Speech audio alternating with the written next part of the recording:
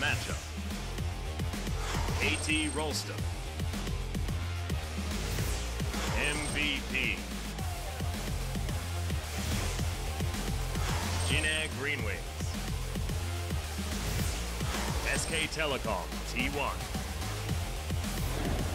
Beginning of the end. 2018 League of Legends Champions Korea Spring Split.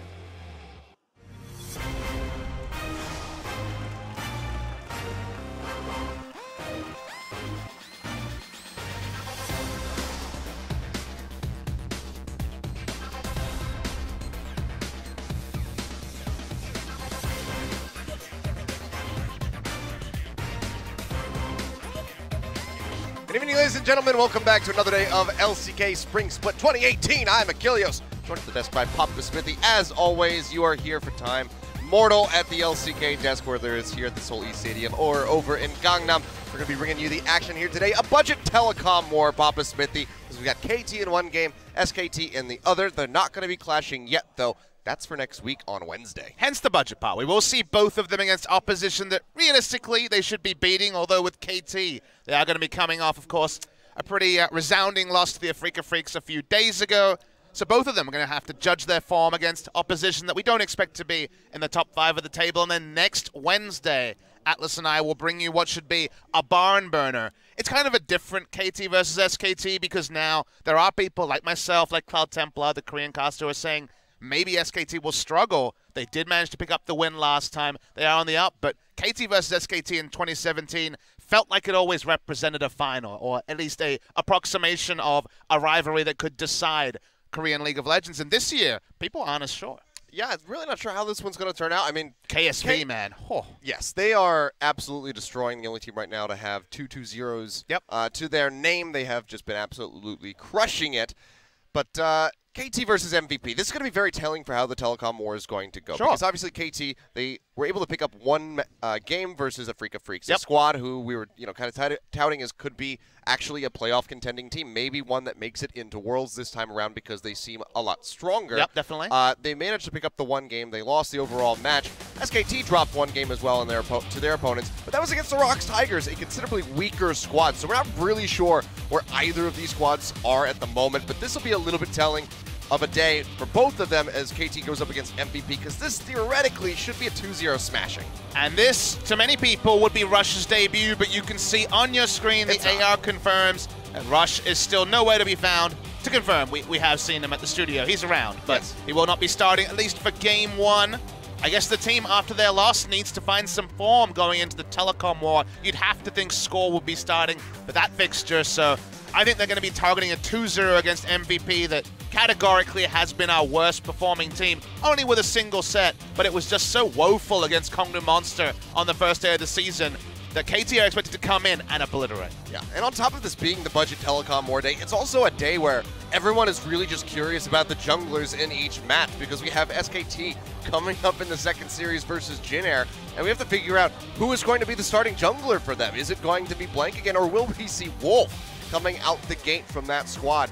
So for now, you guys can be disappointed that Rush isn't there, or very excited to see Score, as he is still trying to remain as one of the top junglers in the world. But going up against MVP, where Beyond has always been kind of the shining light of this squad in the past, didn't have nearly as impressive of a performance so far this split as we have seen from him in the previous seasons. You're right, Beyond a bit of a down split in summer and also in his first set, but hello to Pilot, who will be making his debut for MVP. The first time they're not running those 5 Achilles, the long tenure of it being ADD in the top lane, Beyond, Ian, Maha, and Max has come to an end. So in professional matches, they separate things, and here we do have a statement.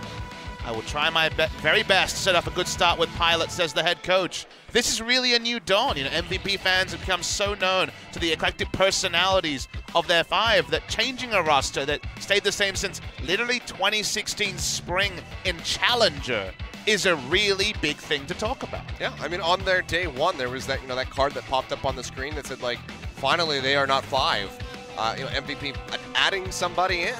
4 splits of no changes comes to an end today in the second match of 2018 LCK Spring, and Pilot will be in your featured matchup against Deft.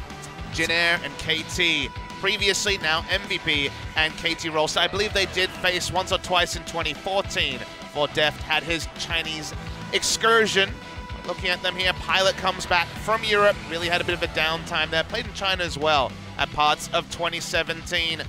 Uphill battle against Deft, who definitely didn't cover himself in glory, refusing to buy QSS against a Malzahar and thus doing no damage on his Kleptomancy Vayne. Speaking of Vayne, plenty of Vayne from Pilot and solo queue could certainly be another pick today. Yeah, maybe we'll see that one come through, and we'll see if he is, going to be aware enough to pick up that QSS for himself. It was just rough times overall for Deft versus the Afrika Freaks, and I mean, it's good to see for Afrika especially how Kramer and Tucson were able to kind of command that bottom lane, and then overall as a squad as we got into the later stages of the game. But yeah, the Vayne was certainly a bit of a bizarre one. Not sure about the Kleptomancy. I think that if we see Pilot play it, it does work, but I mean, it works. He was up in CS even without the sustain of the Fleet Footwork. So while I'm not saying go out there and solo queue and Kleptomancy Vayne, especially in your promotion games, or sorry, in your placement games, guys, maybe stick with the Fleet Footwork if you're going to play Vayne. It did work. It was more the late game decisions that really hurt Deft more. Yeah, really does help survive that late game. But we'll see. If Pilot wants to pick up the Vayne,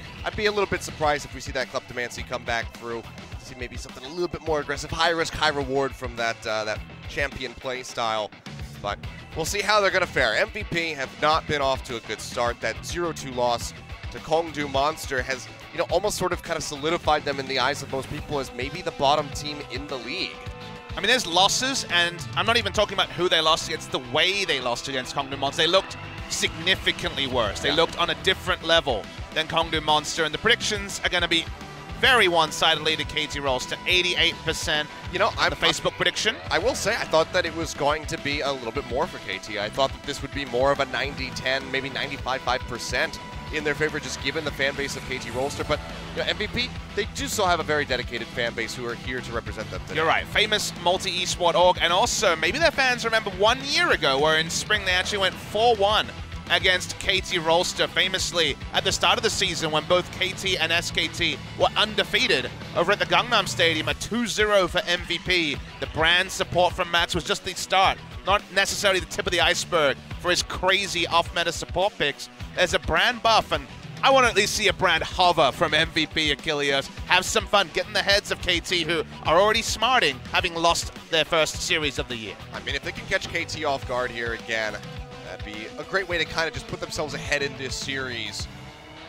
Getting the win would be absolutely insane over KT, and it would shatter the hearts of people around the world right now if they do suffer that loss. And you can expect that the cries for Rush to come in, regardless of how the loss would happen, would be louder than ever. It's almost like we have to adjust our vocabulary and not say the word Rush at any point, unless we're talking about the player. Otherwise, I'm sure Twitch chat will cry out in unison for their hero, the kind boy, who will not be playing at least for Game 1 to confirm, guys. But we're ready to get into game. It's about a minute before 5 p.m. here. Studio. That's true, but we do start at 5 p.m. or very close to it. The coaches in the booze. Maybe we'll cheat and go a little bit early. But KT Rolster versus MVP, still patch 8.1. Finishing off the first week. We will not have action tomorrow at the Gangnam Stadium. 4-day first week of LCK.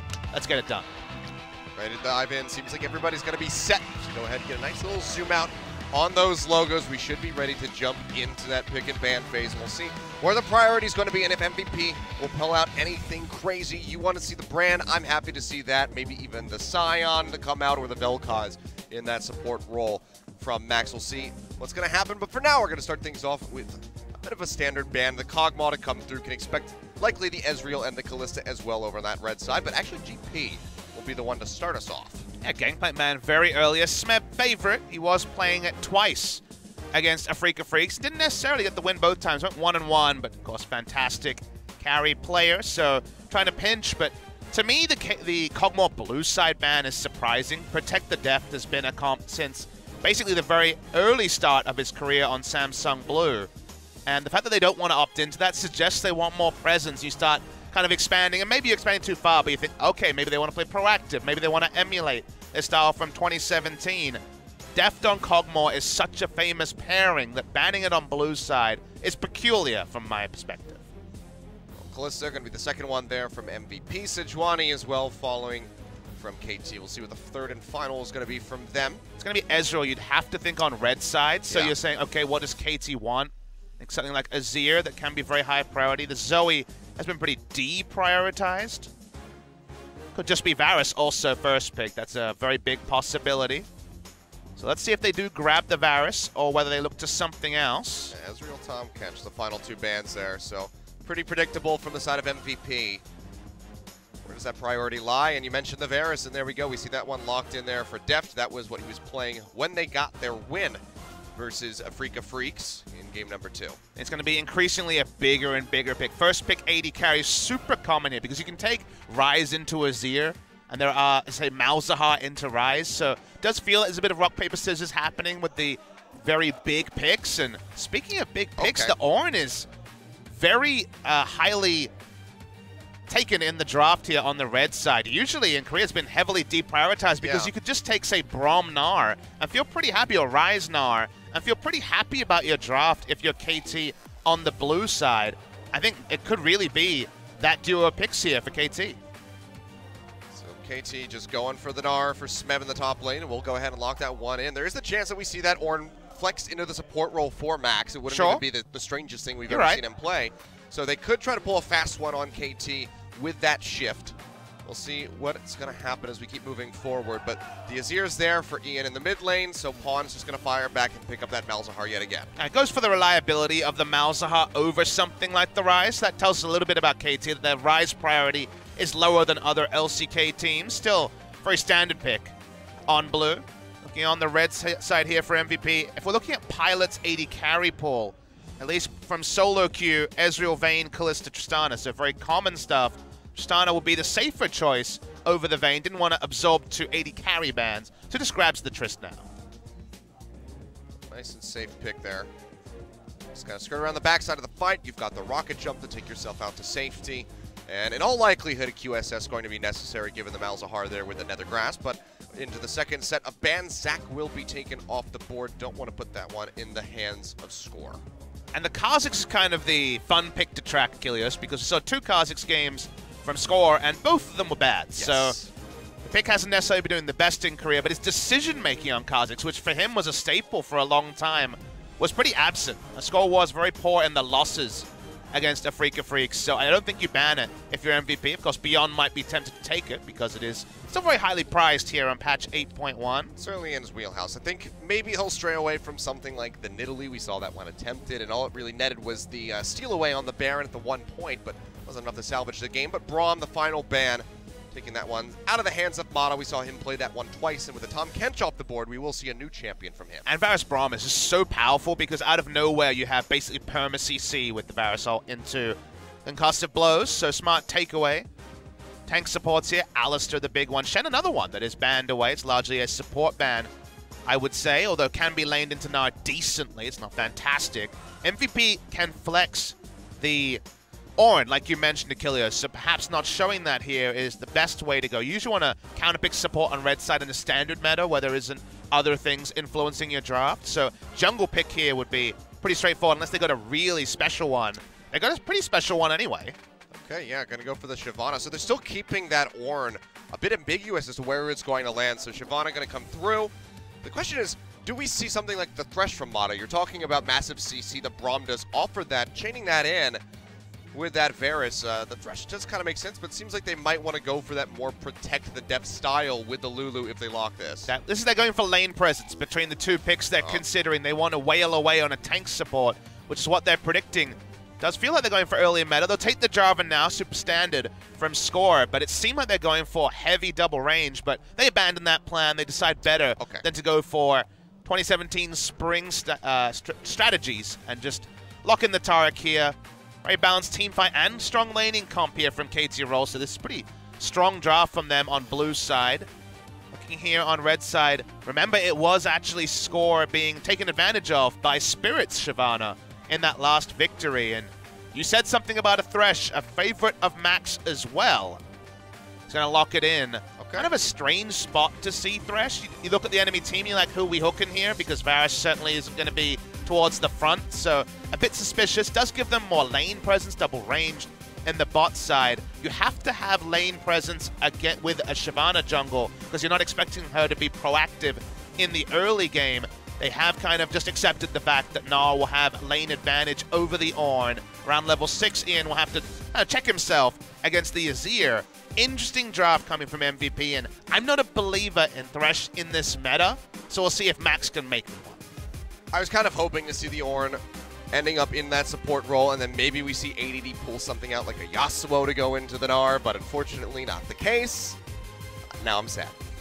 Again, I feel like we're always one more loss away, Achilles, from ADD going back to the Scions. That's the one I'm always ready for, because why not Scion? It's kind of the ADD special. If he loses enough, it'll just tilt him into playing the Scion. He's so good at it, and it's really good at the moment.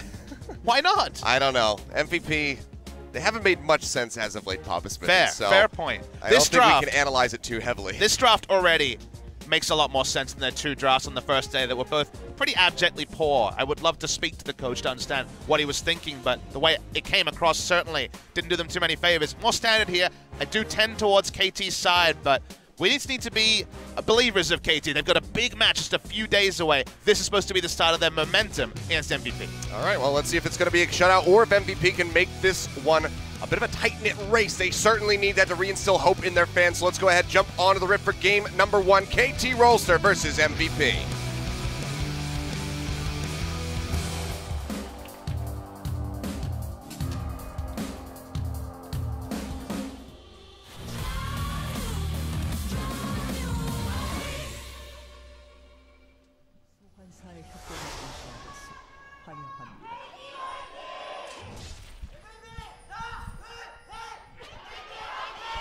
MVP always so well supported as Achilles adjusts his headset over there. Get it all ready. Achilles could be a long night of games. KT and SKT, we'll hope it's not. They both want a 2-0, go start strategizing for the Telecom War next week, as I believe that's Pilot. Could be wrong. Could be ADD, actually. I think that's ADD with the I saw a big Scythe, Scythe, so with the Scythe I could be wrong. But the fans here, see some nice signs going around. A Smeb fan. Yep. Plenty of those. That was all that I managed to read before they cut away. It was just Smeb. He's pretty good at League of Legends. He is. Lost that 1v1, the dishonorable level 1v1 against the Redemption the other day. It was a really nice little duel that they had going on there. So. I'm going to be honest. I really want to watch more FLICKR Freaks games, and because I cast all of them, I will, but I just want them now, Achilles. I'm impatient. Upfront payment on that one. Give me as much FLICKR as possible with them in form as we get to look at the history. History here very interesting between KT and MVP, because MVP did pick up those upset victories. Oh, look at this combo. So this is a fake leash by Pilot and Max. You notice they are coming into lane late. Max intentionally wants to use some mana and some health. See what KT make of it, but it's going to be the fake leash to obfuscate the Shyvana pathing. Shyvana does get pretty low. It's a fast clear, but a low health clear. So just stopping there being an obvious route that you can just invade her on at her red buff, for example, if it is a blue buff leash on red side, is definitely advantage MVP right there. So far, so good. Smart stuff from them. See how it's going to hold up. See if Score is going to buy into it, or if he sees through their little ruse. For now, it's just going to be a bit of pushing wars there in the mid lane. Same with bottom. Plenty of wave clear between both of these ADCs. Unless Max wants to get frisky with some hooks. Varus alone has just incredible lane presence that, despite the fact that Taric might be outclassed by Thresh early, still have to give advantage to KT. In the river. He's going to be scoring, uses the flag and drag. Going he's got his cooldowns down, so he has to back away. Yep, Beyond's just going to go ahead and be able to pick up that Scuttle Crab. Bot side control with a Shyvana. Anyone who plays solo queue knows that it feels like you're like 3 minutes into your laning phase and the first Drake has already died. And with it being an Infernal first spawn, bot side control is really big here for MVP. Still is that passive, if you haven't played Shyvana in a while, that she gets extra resists for every Drake that her team kills. So Infernal already good, but the fact that it gives selfish benefits, and the fact that Shyvana doesn't want to really gank pre-6 means that an early Drake is very, very possible. She also does more damage to the Drake. We'll see how early they want to go for it. We've been seeing some really late takes on them, especially in on Wednesday for us here at OGN. Papa Smith, we were seeing around like 16 minutes for the Drakes to be taken. Not usually Infernals, and definitely not in games with a Shyvana. But yeah, I take your point. We've had long games in general. I looked at average game times, and predictably Korea, the longest, 37 minutes 50 so far, our average game time. And Riot was worried about all the snowballing. Certainly happening in solo queue, but the green smites are back, the red smites are out, predictably, with how competitive play works, and game time's gone up accordingly.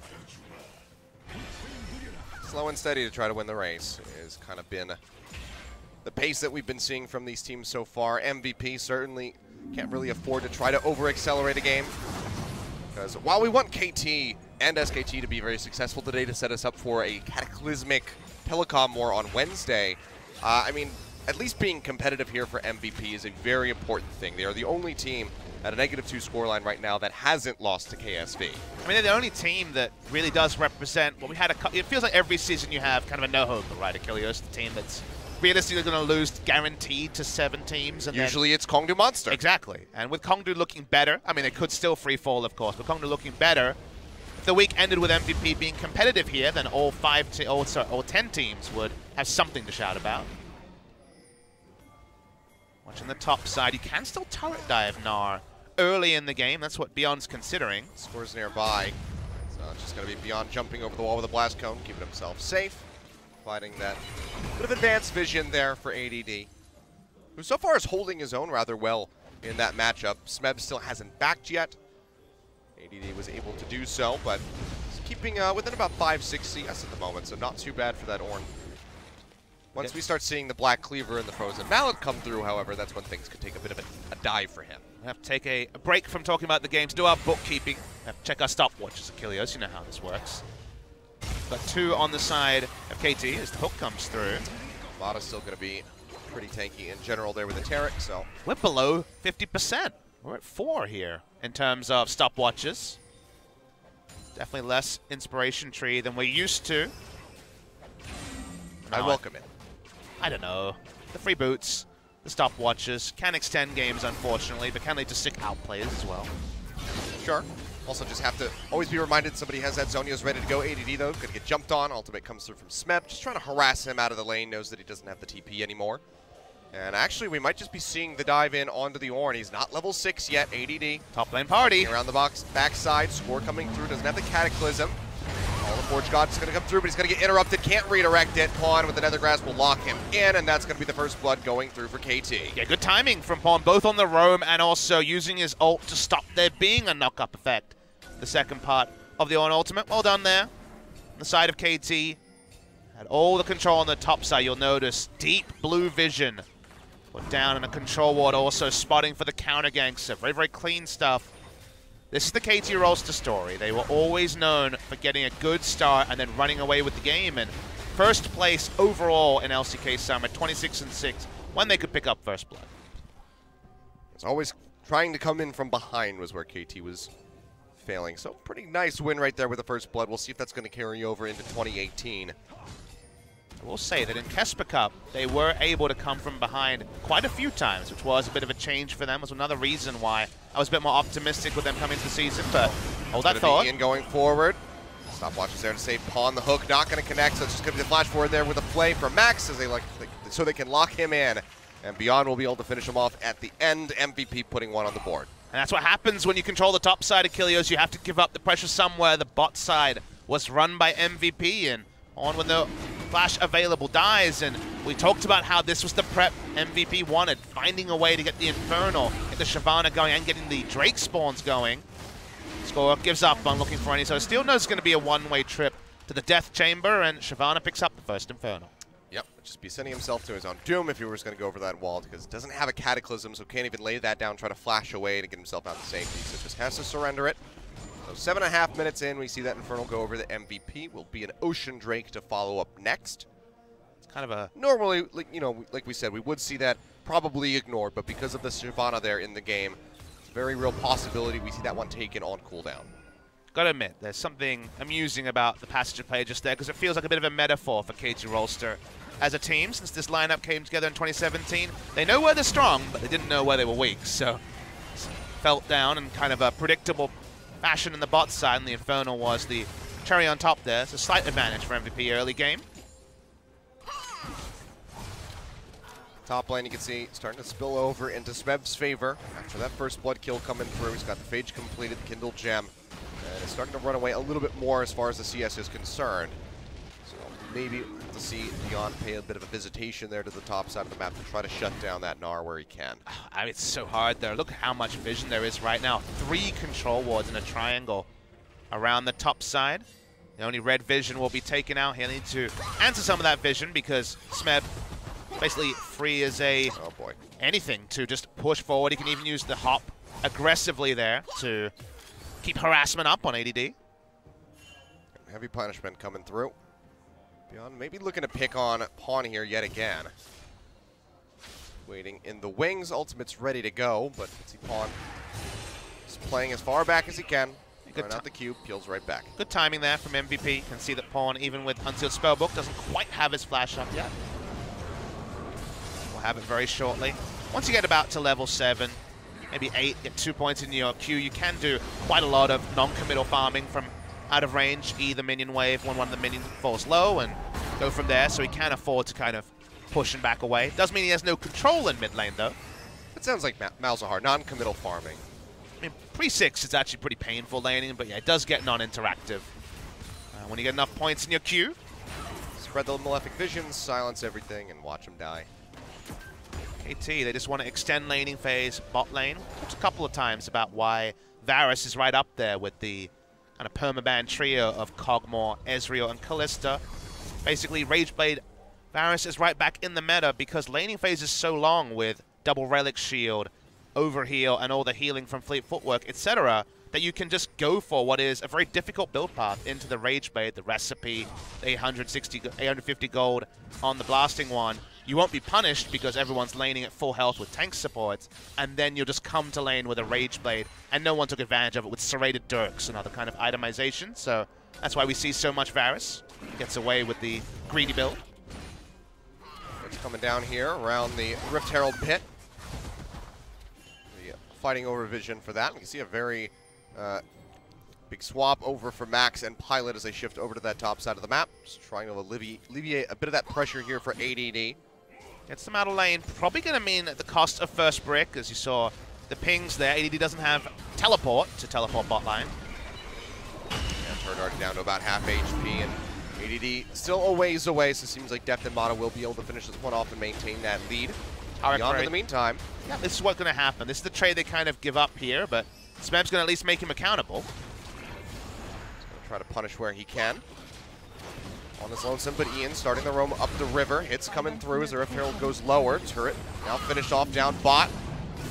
Goes in, Max looking for the hook. Emperor's Divide not going to connect, nor will the hook yet again. That was a sick hop, actually, from Smeb, and they're still here. The combo being missed for the second time in a row. Score is in the vicinity, doesn't want to go for the steal. He's going to walk in, but he just can't get it. Beyond able to take it away. Nethergrass comes through right as he picks up the trinket, and he will die. So they get the Rift Herald, but they pay for it with the life of their jungler.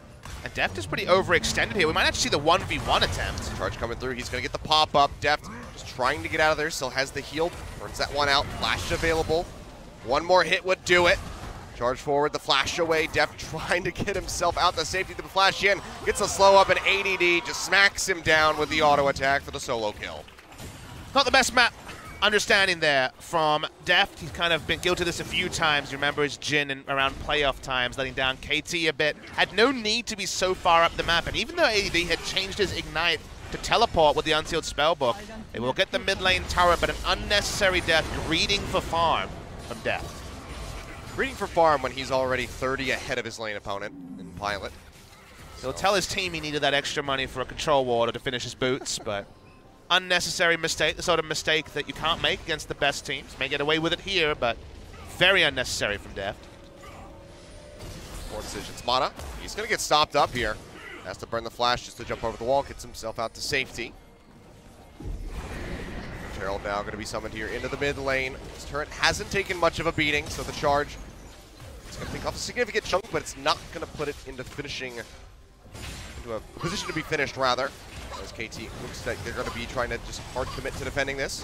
A lot happening. Drake also spawning very soon, so MVP want to keep stacking that, take it off spawn, buff up their Shyvana and also their eventual Elder Dragon. Varus had already walked up much earlier, so no AD carry is going to be present here. Always makes the fights a little bit different. Red buff just going to get taken away. Smeb poking where he can. Come on, Deft. That's about it. Don't greet this time. He's spotted out in the ward.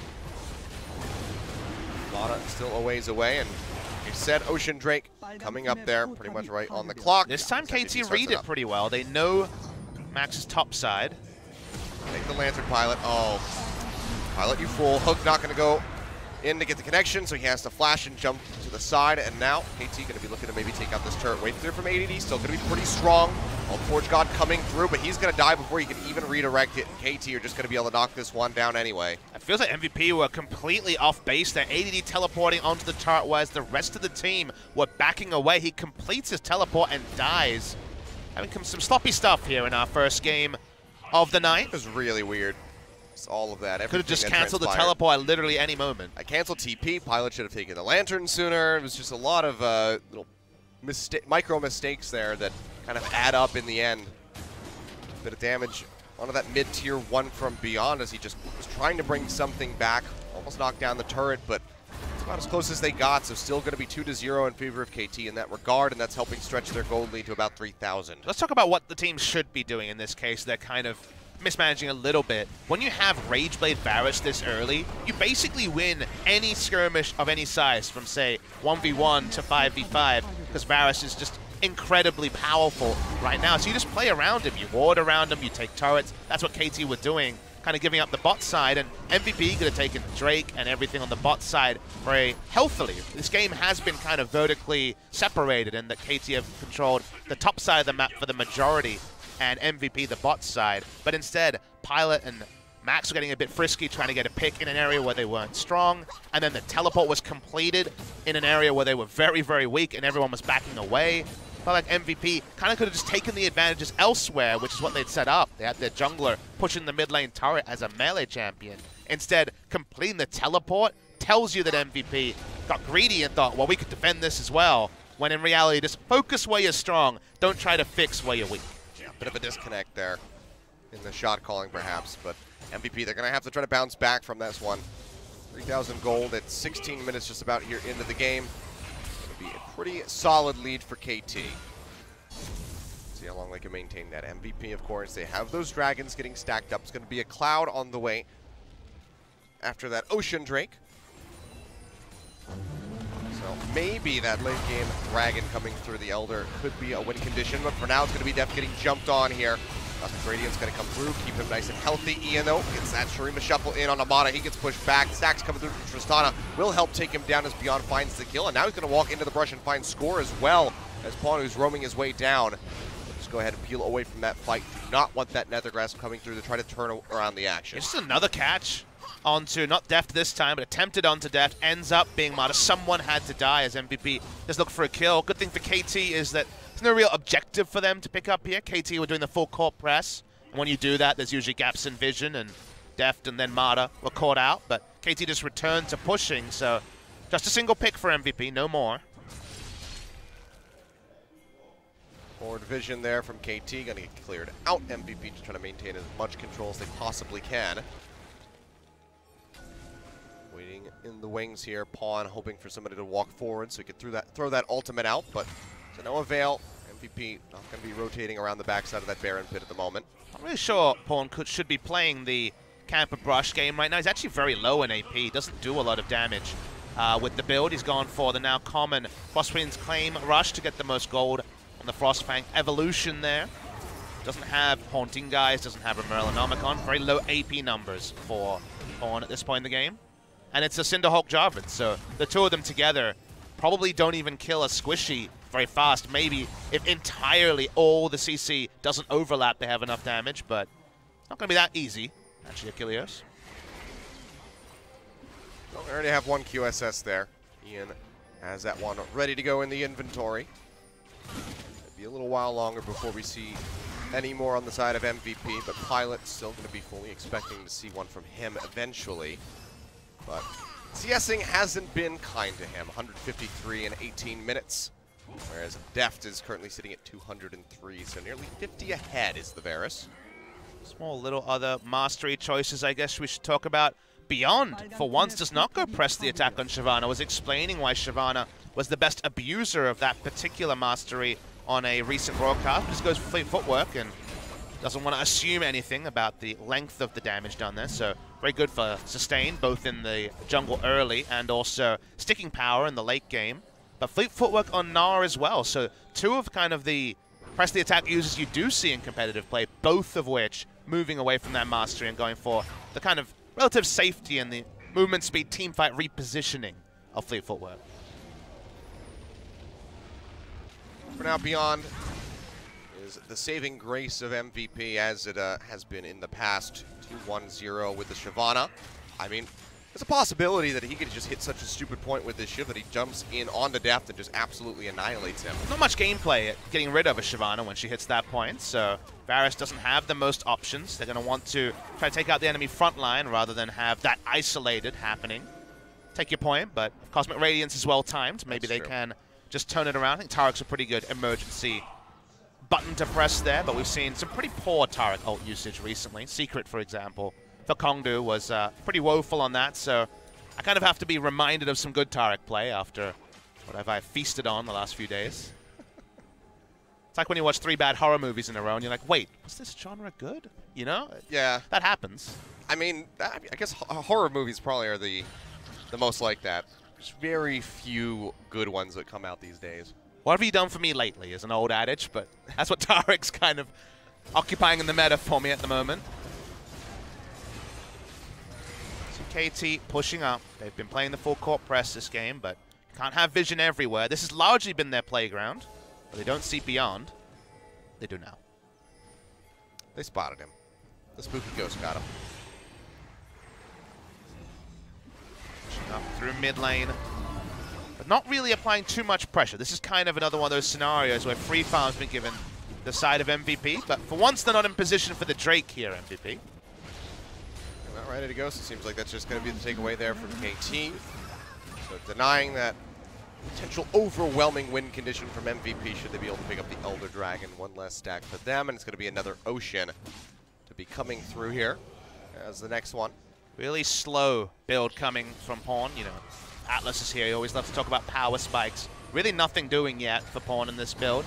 It's kind of just a target acquiring build where he can slow and spot people with the Frostfang, and then the Q is honestly just for the slows to allow Deft to do more damage. I mean, Deft is super powerful where Malzahar is slowing down. Now when he gets his next item, the Leandri, he'll be powerful, but for now, pretty damn weak. The amount of AoE, CC and control that they have right now is pretty overwhelming. Pilot can get jumped on, has that stopwatch ready to go, but oh, that piercing arrow to the face. Chunks him out. Cosmic Radiance coming down. All the Forge Gods goes through, but it's only going to be popping up the Voidlings as Beyond has that Nethergrass coming through. He goes low, has to kite back, try to keep himself alive. Jump forward. Smeb gets the double stun into the wall up, into the Flag and Dragon. That's going to be ADD going down. Sandturret comes up as Ian tries to go for the Stream of Shuffle. Gets the scoop in onto Score, but the Pocket Watch is the stopwatch is there yet again. But it only keeps him alive for so long. He will get picked off. It's going to be a 1-for-1 thus far, as both teams just overstepping throughout the duration of that fight. No real objectives for KT to turn to. The pickoff onto ADD not going to be enough to warrant something like that Baron, especially with Score going down. And now Smeb getting hooked in, tries to jump away, but the jump forward's there. The rocket back from Pilot trying to get the kill, but he's not going to be able to finish him off in the end. Like Smeb maybe making a massive mistake, but he gets bailed out in the end. No threat onto Deft in the first fight. I thought KT would win it much stronger. I thought it would be a 2 or 3-0. But Ian spared the blushes of his team with a really nice use of his passive. Then the flash into the Emperor's Divide meant that Jarvan was caught in no man's land, was taken down. This is not the part of the game where MVP should be able to one-for-one against KT. This is where KT is super powerful. If Deft is free hitting, KT should win every possible fight. It starts that way. Everyone has to flash defensively or use stopwatches.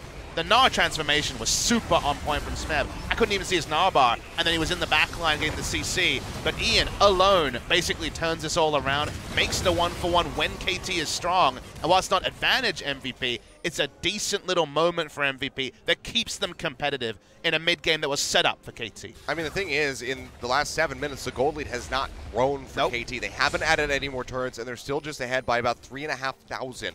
So not a very significant increase for KT, who want to be the team accelerating the pace of this game. Yeah, and the only good news story for KT you could say is that at least 2,500 gold was spent on QSSs, which kind of makes the implied combat stats a bit higher for KT. But I take your point, Achilles. KT, because they just kept playing 3 lanes, they kind of just pushed and backed and couldn't really cement vision because they were playing so many quadrants of the map.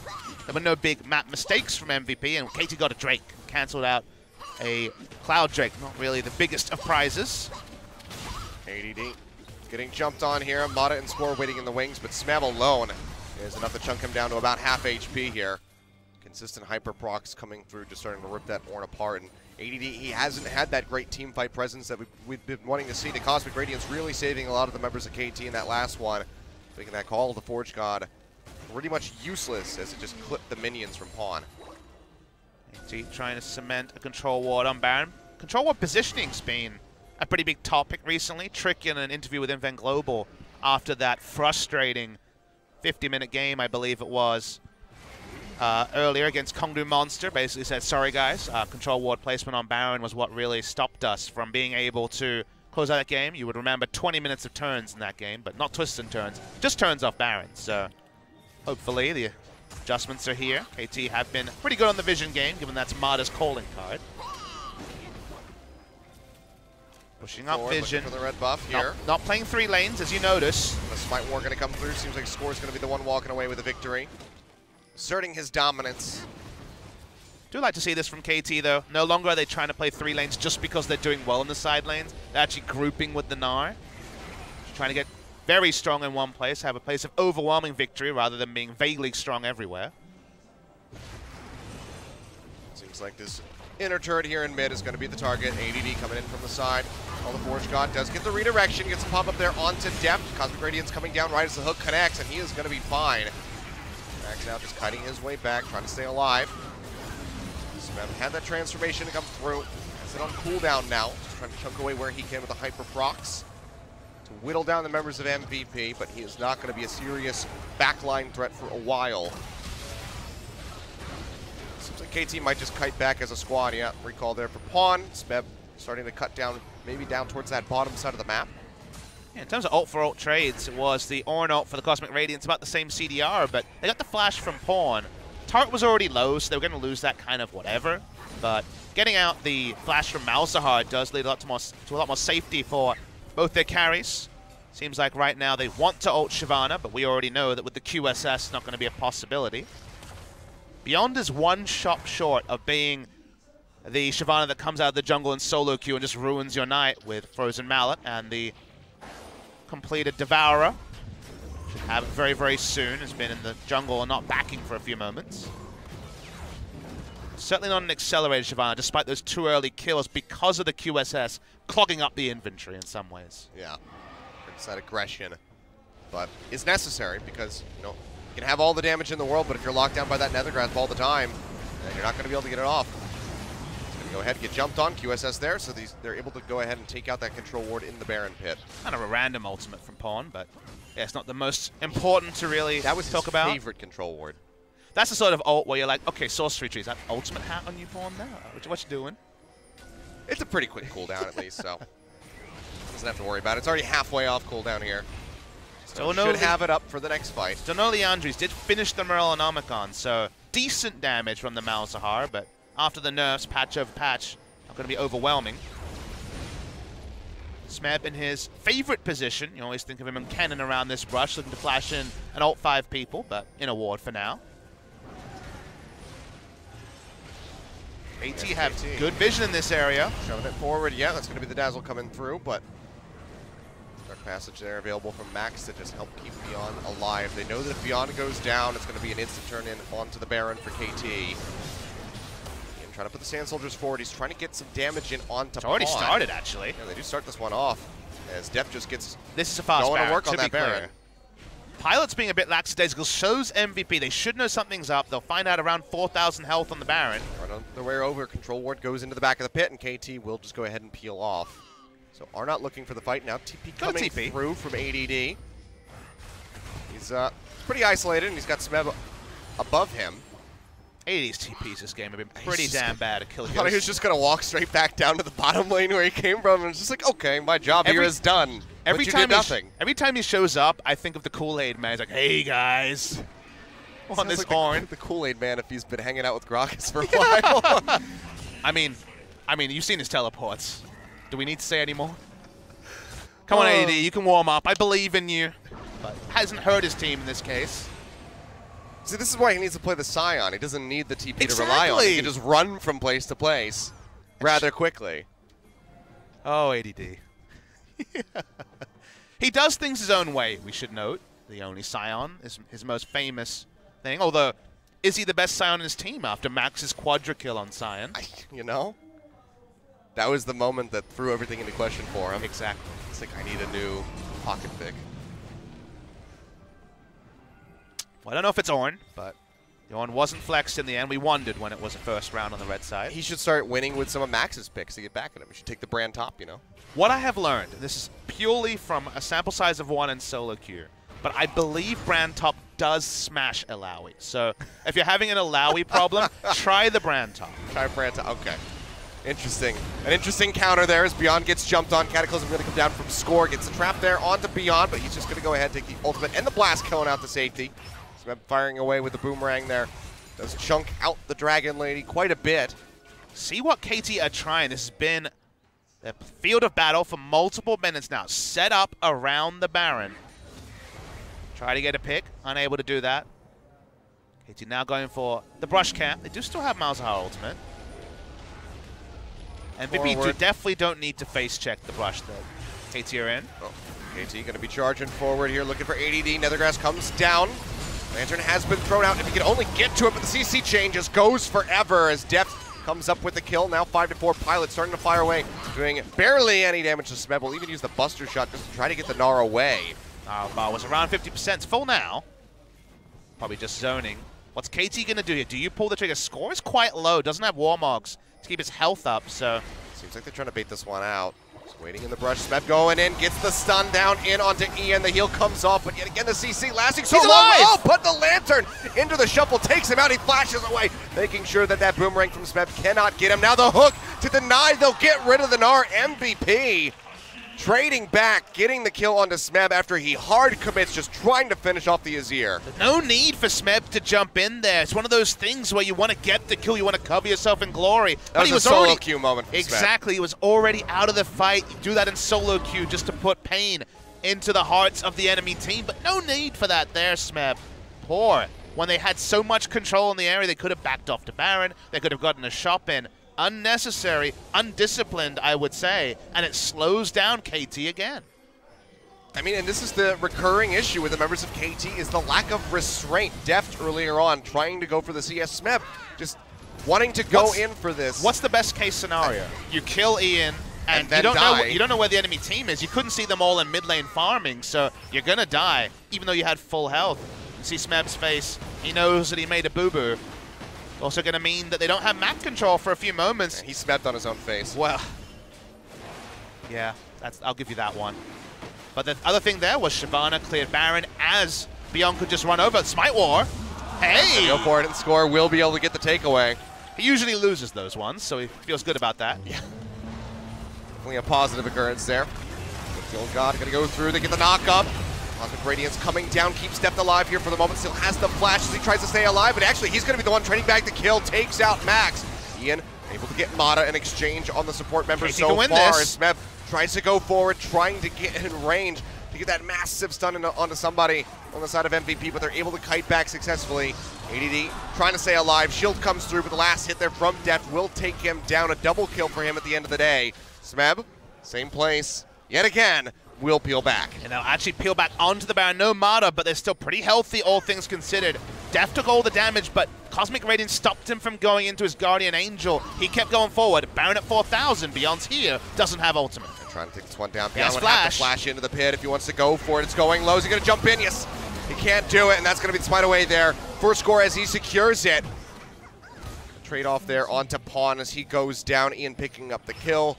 But MVP suffering heavy losses. They do not get the Baron. And now they're going to have to try to stave off KT for even longer. And this gold lead has started bubbling up for KT. Now going to be about 8,000 in the lead. So much to talk about. Really long extended fight into Baron contest. QSS up there for Malzahar to interrupt Beyond. The QSS did, the ultimate came through. Wasn't able to get into the pit though. So even the micro CC was enough to stop the smite contest from happening. That goes to wave clear. The items continue to pile in. You see Deft now only a Mercurial Scimitar away from having 6. That's the moment that KT were prepping for a good 10 minutes. Same thing for KSV, you'll remember. KSV ended up throwing in many ways, but won the game anyway. In this case, KT, one mistake from Smeb. They eventually correct the landing. They do take the Baron, and now they can return to playing 3 lanes like they attempted to much earlier in the game. Yeah, try to go for that full court press. So just solid takeaways there, getting the Baron from himself, denying that Ocean Drake from coming through. So MVP, they can somehow steal away or take an Elder Dragon for themselves. It's going to be that much weaker for them. Plan here is you get all 3 minion waves past the 50% point, and if you see 4 people dogpiling for a kill in a lane, well, you're losing an inhibitor for it. So yeah, no real good decisions here. You don't need the vision control if all minion waves are pushed. There is only 2, but a lot of the members of MVP in vision for now. So Smeb, even in Mega Gnar form, wailing away on the minion wave. Chunking out that turret, should be able to take that one before the members of MVP can really save the tower. Yep, just have to let it go. Smeb will transform back. Likely going to play a bit safer here for a while until he can get that transformation ready. Rejoin the other members of his team here in the mid lane where they're trying to siege up and go for this first inhibitor turret of the game. Waiting for that Ornn ult to come in. It's really the only long-range initiation. Finally see it. It's going to be tossing it out, gets the deflection, knocks up 3, gets the passive taken away from Pawn there as well. Mata goes low, almost gets taken out, throws down the redemption. Get popped back up just a little bit, but still can't really stick around for the fight. So MVP looks like they will hold on to that turret at least for the moment. You see Ian to shift up and deal with Smeb. Ian was definitely caught in 2 minds. There was that thought of the big Azir Sextrema shuffle style play. Didn't take it. No Cosmic Radiance used either though. Yeah, Hook not going to connect. Score going forward with the shortest flag and drag I've seen. Want to go in for the Cataclysm, however, just trying to poke down this inhibitor where they can. Deft throws out the Chain of Corruption. Ian immediately going to QSS that one off. And that will be the inhibitor falling here. Relatively safe play for KT. Methodical and by the book. They take down that inhib. They just continue to stretch that lead and add up with the pressure. 38 seconds remaining on that Baron. That looks like they're going to be going for a second one here. The gameplay's so simple with the Baron buff up. And it takes something amazing from Ian, I think, to turn this around.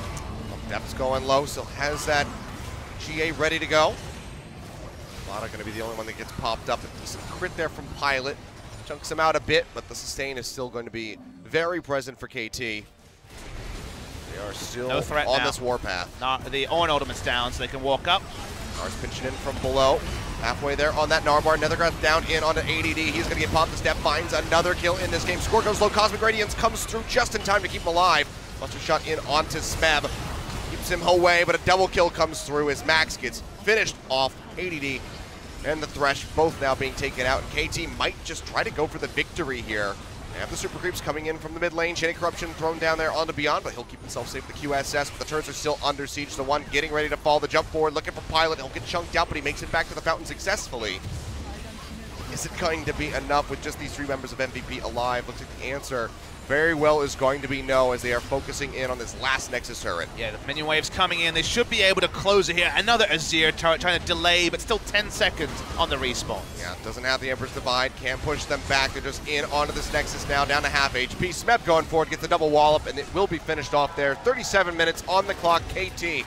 There was certainly some hiccups, some very poor mistakes from Deft and Smeb alike, but they were able to close it out in the end, as you would hope. But MVP giving them a bit more trouble than you would have expected. Yeah, it's one of those things where you see no one smiling on the side of KT, and the fans may think a victory is a victory, because their next fixture is the Telecom War. They can't say, all right, we got the victory. We're ready. We'll keep getting better and better. Give us a couple of weeks. They don't have a couple of weeks. They've got a couple of days. And the fact that they're still having those moments that unfortunately are quintessentially Neo KT, where Deft walks down a lane and dies for no reason, where Smeb dives in greedy for a kill that works in solo queue off stream, but doesn't necessarily work in competitive play, makes us question where they're really at. MVP, to their credit, looked better.